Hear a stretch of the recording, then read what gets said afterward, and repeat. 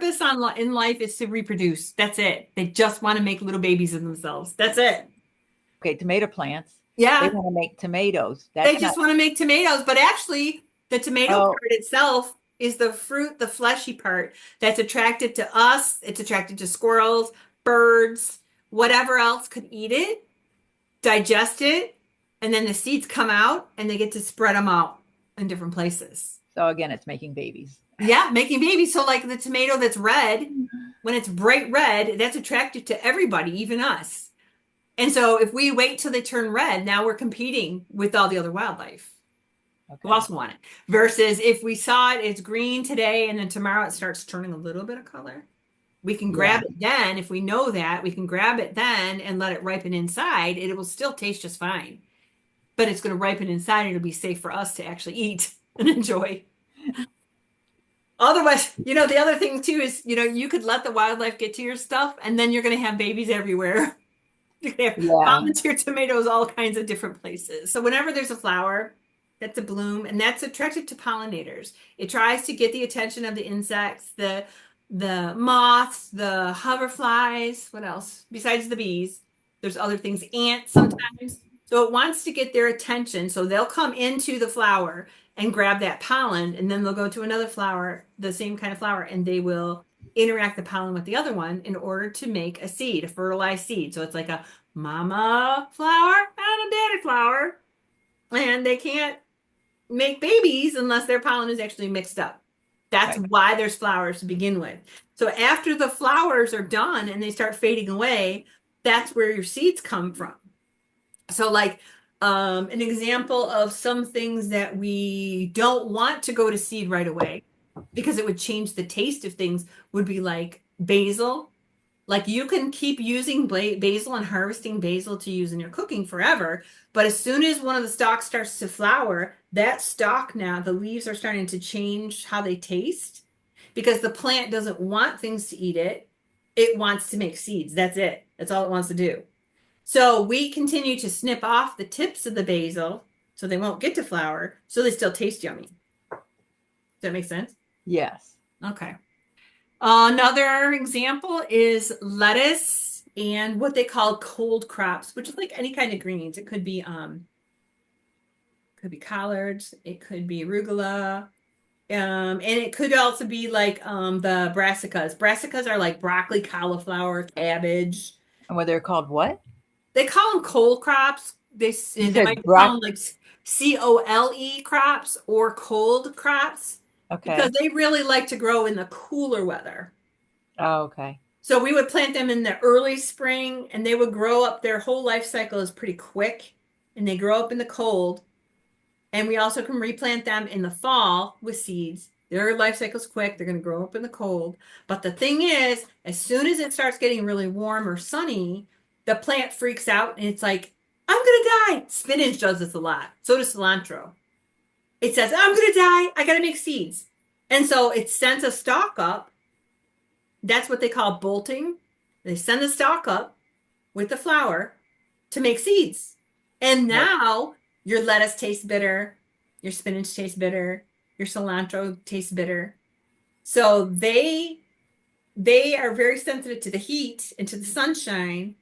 And so we learned that if we can keep the heat away a little bit, maybe by planting behind some taller objects, or watching when we plant. So we wouldn't necessarily want to grow cabbage in the middle of July because it's too Here. hot for No. them.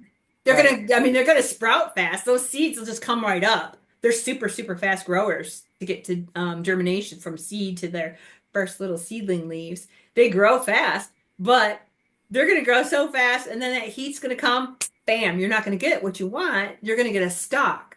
Now, you will get what you want if you have seeds. So if you harvested a bunch of what your cold crops are, your lettuces, you can harvest a bunch of them and you leave one or two, they're going to let that stalk come up. You can put a net around the seed head and around the flower and then collect all those seeds. That's great because you can get, like for lettuce seeds, if you get packets of lettuce, you might get 300 seeds in a packet because Oh they're my so goodness. prolific and they're inexpensive and they're easy to grow. Another one is annual flowers. I used to get, I don't, I used to get like zinnias. I love them. They come in all different colors. They come really short, they come really tall. Oh yeah. And again, dig the hole, pop them in.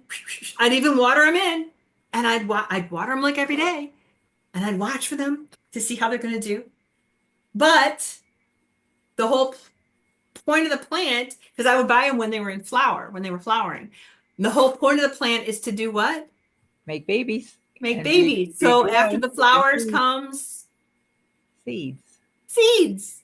So now we don't need those flowers. We're already got fertilized seeds. Now we're just growing seeds. So then the petals start fading, and I didn't know. I was like, oh, why are my flowers fading? I don't understand. I didn't know about deadheading. That's what deadheading is about. So you enjoy that flower, you cut the flower Ah, off before the seeds start forming, and you're going to get more flowers coming off the shoots from where you cut them. And you also, and this is a terrible part, people hate this part. If you buy a plant in flower, full flower, and you put it in the ground, take a picture of it. It looks beautiful where it is. You like the color, you like where it is, you like how it's supposed to grow up. Take a picture of it, and then take your scissors and cut off those flowers. Because we want the plant to start growing roots. That's it. Because the plant is like this in the little pot. That's it. And its root ball is just like right here. We want the plant to start going, oh my gosh, what is going on? Not focusing on seeds and not making flowers. We want the plant to start growing those roots out a little bit more. And when you see the root, when you'll tell when the roots are growing out, when you start seeing more leaves come out. And that's so hard to do, especially as beginners. We're like, I love it. I want it in my yard. And go put it in. I and think then you think the flowers are going to be there forever, and they what do aren't. you think they're going to be there forever? They're not. They're not like silk flowers. If you want that, you can put silk flowers in because some people do. But it's not gonna get you what you wanted. Okay, so the deadheading, though, it's knowing the right time to do it. Well, what would the right time be? As soon as they flower. No, you can wait a little bit, can't you? You could wait a little bit. Some people like if like cut flower farmers, they'll actually wait until the flower bud itself, like the little caps encapsulation of the flower, they'll wait until it just starts opening. There are some flowers you can do that, and you can cut them. And then after a couple days, then the flowers will start to open and they'll be open for good for quite a while in water. So they'll look at that. You could also, what were we going with that? Oh yeah, when to deadhead. I mean, if you look at the petals and they're starting to look a little brownish, and you're like, that's kind of ugly. And then you say, okay, it's ugly. Snip it off. And then Yeah. go to the next one. And when you go to snip them, things like that, when you're running, you want to get the nice flower or you want to get the kind of icky flower off, or you want them to really focus on producing roots. Then this is your flower stem. Pretty flower up here. And it's got these branches here, or it's got let's say leaves right there. A couple leaves here, like that. Then Yeah. the part that you're going to clip off is going to be right above that first set of leaves that you come down to from the stem. So you're going to come down the stem. Oh, you don't just cut off the flower. Yeah, because if you cut it up here,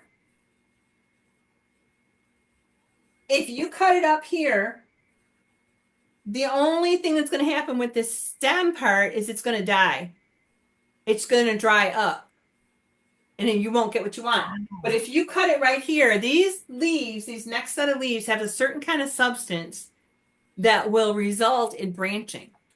So now that's the other part. Some flowers actually do have some branches and then they have some leaves. Here's your flower. Same concept. You want to cut right above any kind of branching that you see. And these guys are they're going to go further out and they're going to make more flowers. Oh, yeah.